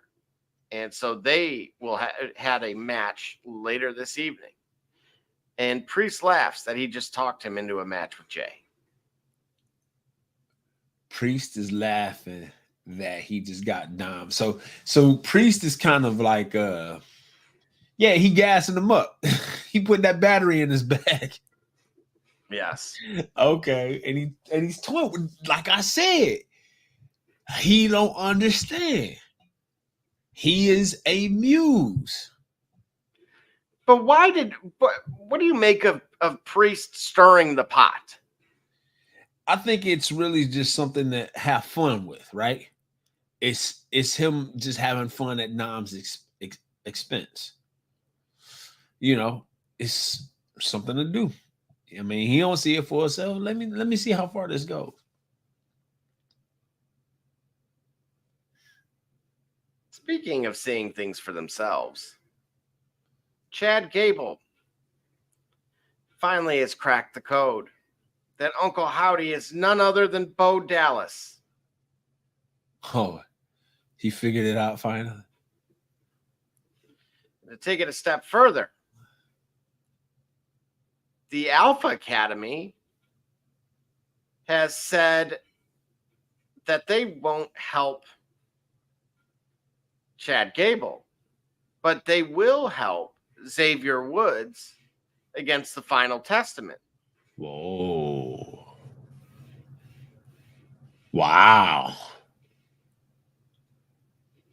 Wow. Uh-oh. Do you think good move, bad move for what do you make of this kind of help, both of you? Go ahead, Mrs. Alva. The floor is yours.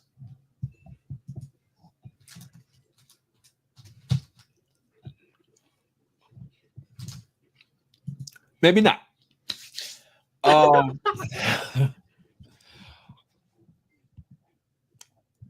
It's part of distance. Like he didn't treat them bad enough. So now you get to know what it's like when the control you think you had over somebody, when you throwing your weight, your cruiserweight around, or when you throwing your cruiserweight around, I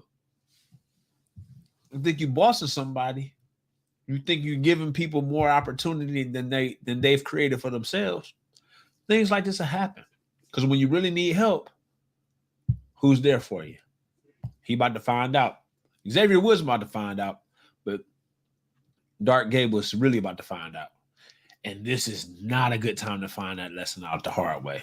We're dealing with the Wyatt Six. We just talked about it, shortly, a short while ago, about the impact of the Wyatt Six. So Chad's on his own. Speaking of on their own, or lack thereof, Adam Pearce told security to take Braun Breaker out of the building after Breaker said he will take out Sami Zayn and Dragunov in the main event. Wow. Why? I think look, are you a little disappointed in the possibility, like the quality of the match, but then it potentially being wrecked in that manner? Like if that were to me, like we talked about Olympic style. Yep. And Sami Zayn, certainly, I would see him throw his name in the hat. I'll say that. And Dragunov, for me, I've said it since he kind of burst onto the scene, and certainly once he was drafted.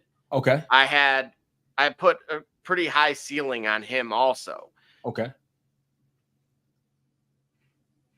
What do you think about them main eventing? And then don't you think that would be a quality kind of title shot and match as a whole? You saying like without the potential interference? Yeah. I'm with it. I'm with it. I'm with that. What you said. Again, I feel like triple threat match is great to narrow down a contender, but a title is mano a mano unless it's a tag team title, which is mi familia y su familia, if you will. No, but I don't mind that. And yeah, and I would be disappointed in the idea of such a gimmick spoiler, because I don't even know why he would. To me, I don't see much. I don't see much there in him being suspended just by saying I'm gonna take care of my opponents in the match. Like, to me, it's reeking of desperation. Like you're trying to force the issue. You see what I mean? We needed some heat. Okay, I'm gonna read this to you, and you tell me what you get. All right. I want to know potentially both of your guys' thoughts here. Here's what we have in this feud. This is Gunther to Priest. Let's be honest. Being on the street is a choice. Your parents were not able to give you a home because you were mediocre. Oh. Whatever you're going to achieve in life, you are and always will be street trash. Whoa.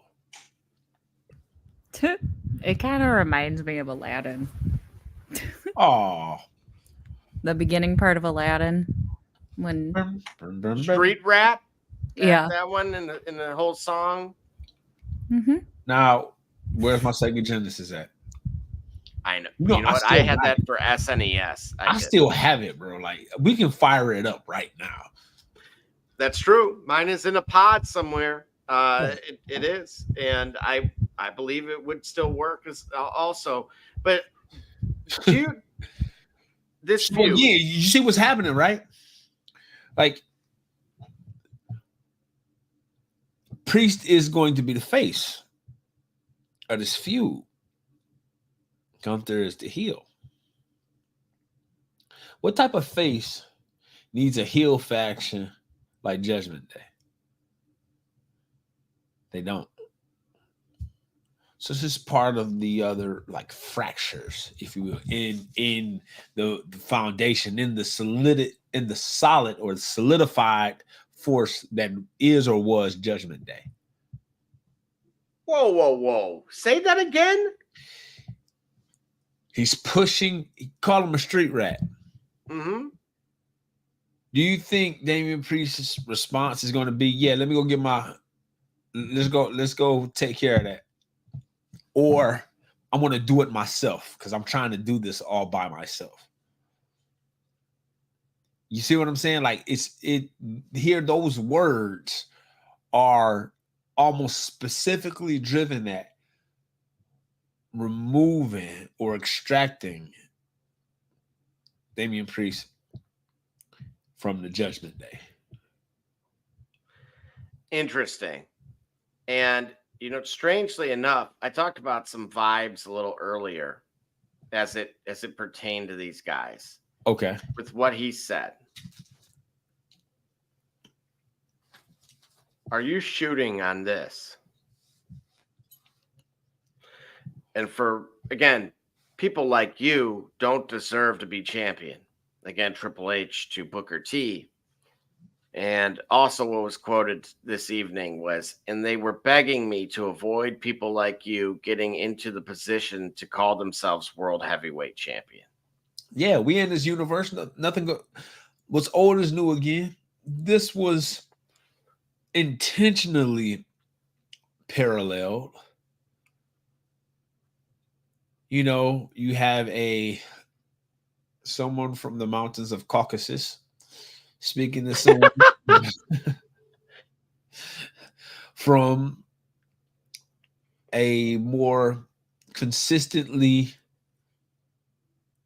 warm temperature climate throughout the year. And we see how it played out. Tell me, what help did Booker T get? Okay, but this is where it's interesting to me, right? Because if we want to shoot on Priest being a face, which I think works. Yes. And that's a good angle that they're going, right? It has to be, absolutely. I think he's been now written in that respect, kind of going forward. And certainly Gunther's take here only emphasizes that. Yeah. However, due to kind of this turn, if you remember, I thought for sure we had that blender going on, and his reign. We talked about how bad Cody's was. Yeah. Earlier. But I thought we had an expiration date on Priest as champion. With this turn, I actually think he very well could retain. Do you? Yes, I do too. I think so. Maybe it's set up for them to have a grander match a little bit further down the line. So I trust Damian to defend successfully. Whereas I was actually looking forward to perhaps Gunther getting it, because I think that was his next step. You know, dropping the IC title that you've made a milestone on. That shouldn't be it shouldn't be a precursor of some pedestrian times. It should be, you know, dropping this to get rid of the weight, so that way I can hold up my brand new shiny belt and start a legacy defining run as world heavyweight champion. Absolutely. And speaking of things of that nature, look at me when I'm talking to you, Adam Pierce, channeling certainly a maybe Nick Aldis. Yeah. He says to Drew McIntyre to apologize to the two referees who were hurt by his actions. Huh. Drew, of course, refuses, hammers and lays out the referees, goes off on Pierce. But look who's here. Seth Rollins comes out. And, of course, Drew scampers. So is this merely Rollins as a placeholder for Punk? Or is there more to this that I'm not quite following? Because Punk and Drew, they have the heat. Like, the heat is on. This is Miami, South Beach. Right. We didn't need a heat wave. Nope. It's already hot enough. Do you got anything as it pertains to this particular feud here that, you know, I mean, I would have been okay with maybe a Claymore to Pierce. Right. But instead, I'm seeing Drew acting like Punk. Yeah. And because, again, he's the one who's kind of instigating or starting all of this. And then, I don't know, it just feels like Drew's kind of deserving of what, you know, he's getting what he's putting out there in a way. Right. Can you try to quickly wrap your head around what is going on? Right. Yeah. It's so confusing because in this case, superstars in question, they have like a legitimate bone to pick with the others in a way in which I haven't really ever seen that I could remember. But I still don't know what in the HE double hockey six is going on here. And what would be the conclusion? You know, quite honestly, I really don't know either or what to make out of all of this. And so what I can quickly make out of is in other news is Priest was back in action. Yep. Again, non-title match, but he beat Braun Strowman clean. Of course, as you see here, Gunther then comes out and chops him. But then as you see also, you know, Priest got the better of him, standing tall in the end. Does that further emphasize the possibility that he may end up retaining this thing?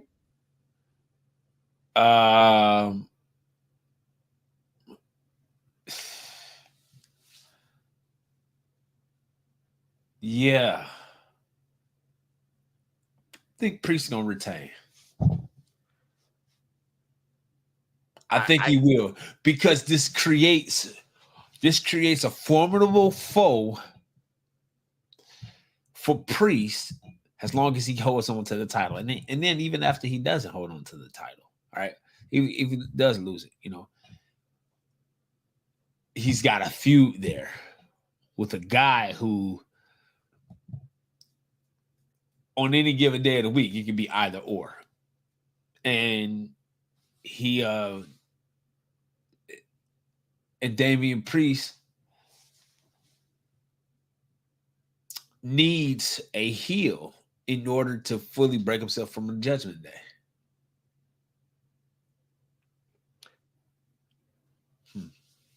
Yeah, I can't disagree. And what we see here, Sheamus, who got a new song, new theme music. They ain't help him out much. Well, he did defeat Bronson Reed, but Reed was about to attack him, and Pete lays Reed out. Whoa. And then he turns and lays out Sheamus, clearly turning heel. Yeah.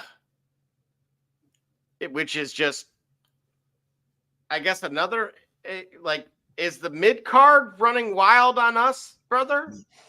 Mid card, yeah, right. Yeah, Hogan, yeah, the mid card is running wild on, yeah. So it's not predictable, great, and it's it's a lot happening. And I'm sort of here for it because, like, just look at Sheamus for example. Lacking this volatility in the mid card, what would he be doing right now? Shoehorning himself into the main event card? Yeah, I mean that's a great point. And honestly, that's what I mean. I really don't know. Speaking of don't know, okay, what I'm going to tell you right now. So we had a return this evening. Oh yeah, and that, of course, was none other than Sonya Deville beating Zelina Vega with an assist, of course, as you see here from Shayna Baszler. And listen to this. Okay. Speaking of speed, 1 minute and 2 seconds. The whole match. Mm-hmm. Whoa. A year. It's been a year. And you get 1 minute on air. That's like Bro Rich coming back. Yeah. They made it happen. Now, see, do you see the plausibility of this being in the Olympics? On the women's side, I struggle with it only because of something like this. Oh, I get it, dude. Like, we've seen quick matches, but this just feels like, okay, they ran long. We're cutting you. Okay. Got you. And I think this is why the NXT product needs to be bigger than NXT. And it needs to continue that pathway, because that's just wrong to me. In a little bit of a faster fashion, or more, I guess, longer at least. Of course, Shayna Baszler, Zoe Stark won against Katana Chance and Kaden Carter. They have a pretty sick double team finisher. I will give them that. Yeah. But again, a little bit.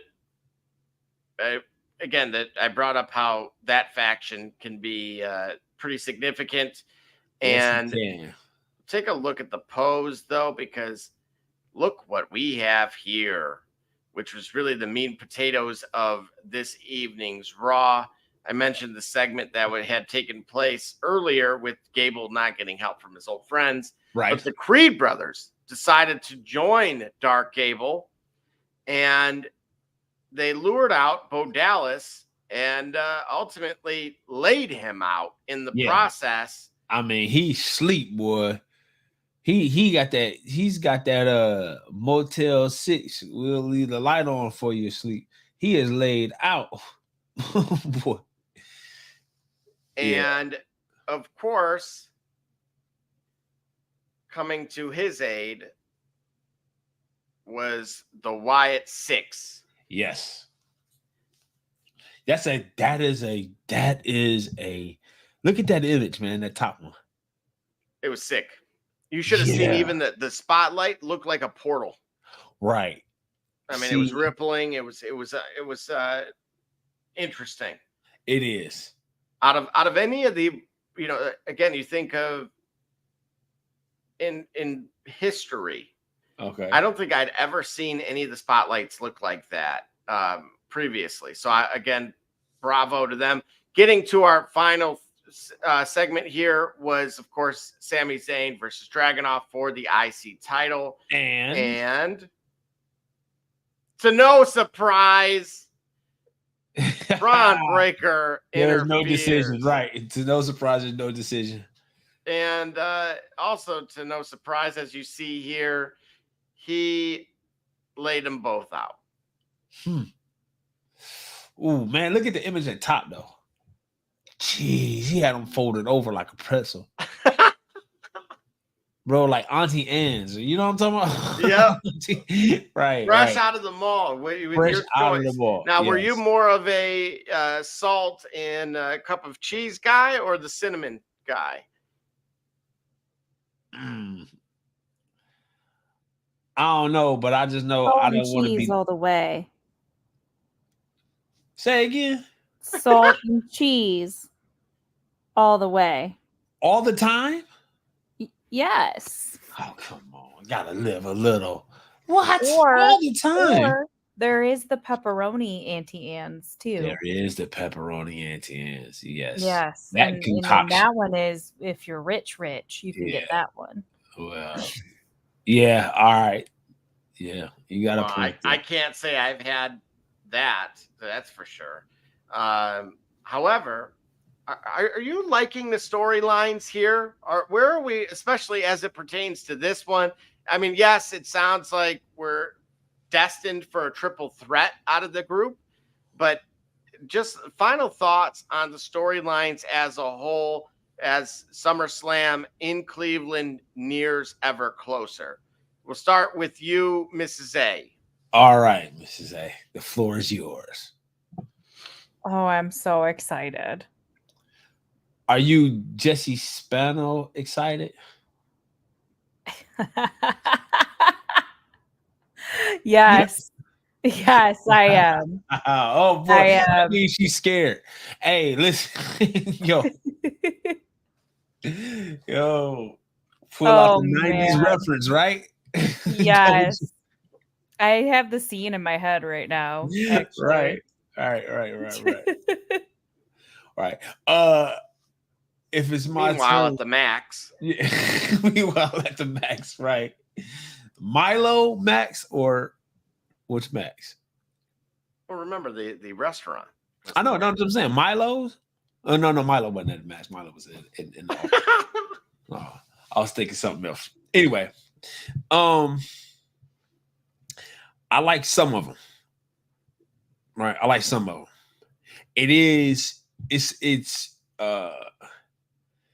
It's telling enough where some of it is centered around the action, right? Like Braun Breaker, like his breakthrough that we know is coming, we sense it's coming, it should be here. I like this one. Again, it's helping me earn more respect for Sami Zayn, but still Braun Breaker. Eventually, he got a breakthrough.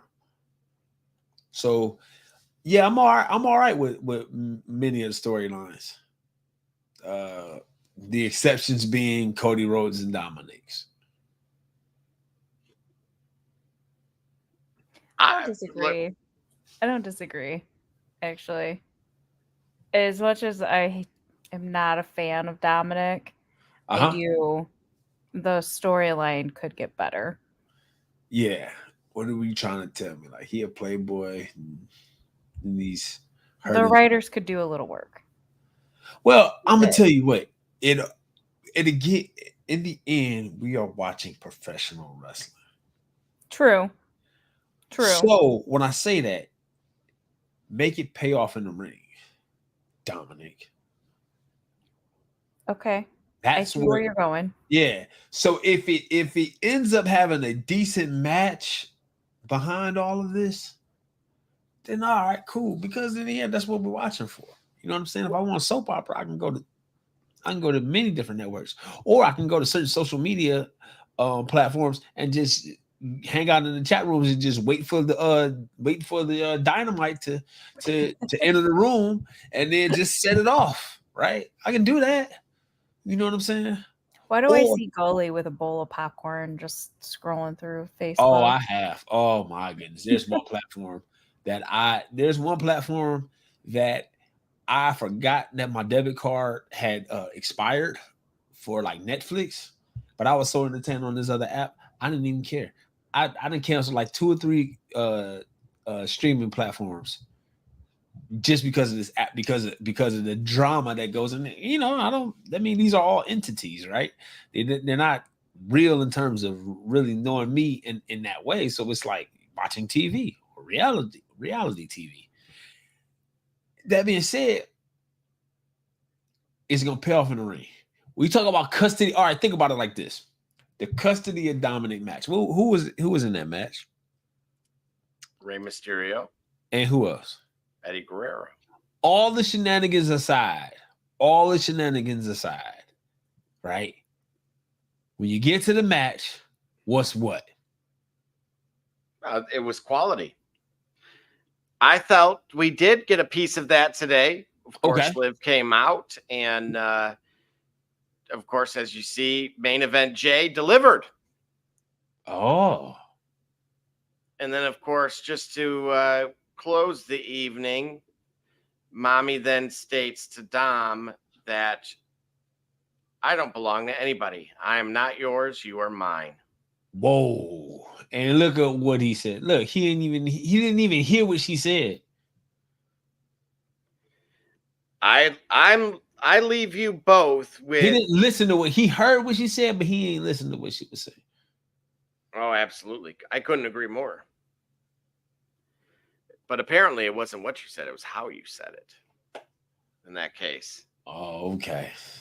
So again, final thoughts from me quickly that just I'm okay with, like you both, with the certain storylines. I'm shooting more on Dom's ability, and it seems like, right or wrong, it also elevated main event Jay a little bit more in his push for success, because I didn't see anything that looked out of the ordinary or terrible if by any stretch of the imagination during that particular match. So again, it comes at an interesting time though, right? I mean, what did we bring up about whose comments did we start the show off with? Oh, on the heels of Rikishi's comments, not just ours. Yeah, on the heels of it, right? We see somebody sound like Rikishi has a point. I think it sounds like Rikishi has a point, and he also has some flexibility here. Interesting. Again, with the Braun Breaker thing, I would like to see him go a little bit of a slightly different direction. The Wyatt 6 stuff is definitely now clearly progressing. I didn't think I would see Dark Gable. I was very adamant about him being wasted. Him with this particular group should be interesting, because clearly, they took the fight to the Wyatt 6. I wasn't actually anticipating that. So that is it from my end. And any final thoughts from either of you? We are a couple of weeks away from SummerSlam. If you like the card, how? And if you don't like it, what would you like to see changed? I can tell you one match I want to see changed. And it's for a title that was universally recognized for a while.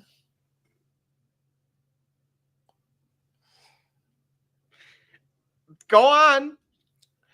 All I'm saying is just that thing.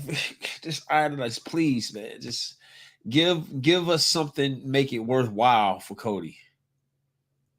And if he drops that belt, it better be to David Arquette. You know what? Let's get out. It's been fun, but we have to run. Of course, we will be returning potentially Saturday with who knows? I may or may not be in Toledo. And so otherwise, of course, you could catch us on all of your favorite platforms. Please like and subscribe and follow the YouTube, the Instagram, the X, the LinkedIn Twitch. Even. Yeah, Twitch as well. Yeah, LinkedIn, all the above. And the LinkedIn. Yep. Even I forgot the name of it. Well, with that being said, again, we will be returning live on Saturday, as always, talking potentially whatever. Yes. From the sounds of it, we get creative control on Saturday. Creative Control Saturdays. Like it. Let's book it. Awesome. So again, from myself, Barbershop J, of course, Mrs. A with the clutch coming in. Thank you very much for the tag. What you mean, Gully, and all of you that follow and support us, we say thank you. And of course, if you want to know what's really going on, next time you really want to know what's going on, come to the shop. Walk-ins are always welcome. Holla.